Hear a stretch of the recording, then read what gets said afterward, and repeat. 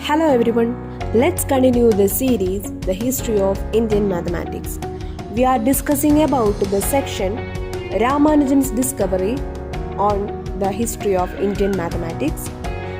Ramanujan was born on 22nd December 1887 in Erode, Tamil Nadu at the residence of his maternal grandparents. His father, K. Srinivasa Iyengar, worked as a clerk in sari shop and hailed from the district of Tanjavur. His mother, Komalatammal, was a housewife and also sung at a local temple. He was the famous Indian mathematician.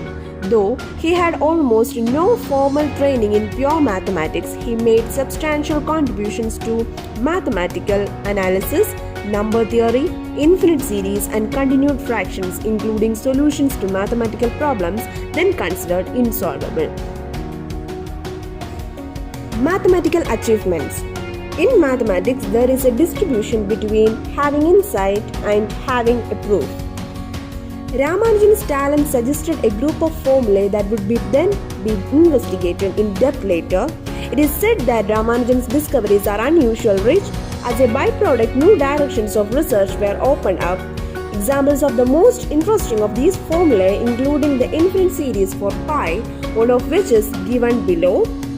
1 by pi is equal to 2 root 2 by 9801 into summation over k equal to 0 to infinity 4k the whole factorial into 1103 plus 26390k divided by k factorial the whole raised to 4 into 396 the whole raised to 4k. One of his remarkable capabilities was the rapid solution for the problems. He was sharing a room with P.C. Mahalanobis, the father of Indian statistics, who had a problem. Imagine that you are on a street with house marked 1 through n. There is a houses in between x such that the sum of house numbers to left of it is equal to the sum of the house numbers to its right. If n is in between 50 and 500, what are n and x? This is a bivariate problem with multiple solutions. Ramanujan thought about it and gave the answer with a twist. He gave a continued fraction. The unusual part was that it was the solution to the whole class of problems. Mahalanobis was astounded and asked how he did it. It is simple. The minute I heard the problem, I know that the answer was a continued fraction. Which continued fraction? I asked myself. Then the answer came to my mind. Ramanujan replied. In 1918, Hardy and Ramanujan studied the partition formulae P of n extensively and gave a non-convergent asymptote series that permits exact computation of the number of partitions of an integer. He discovered that a functions in the last year of his life. For many years, these functions were a mystery, but they are known to be the holomorphic parts of harmonic weak mass forms. The Ramanujan conjecture. I am only just mentioning this conjecture.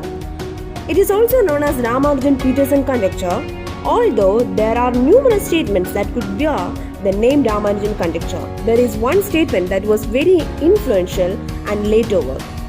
In particular, the connection of this conjecture with conjectures of Andrew Weil in algebraic geometry opened up new areas of research. The Ramanujan conjecture is an assertion on the size of the true function.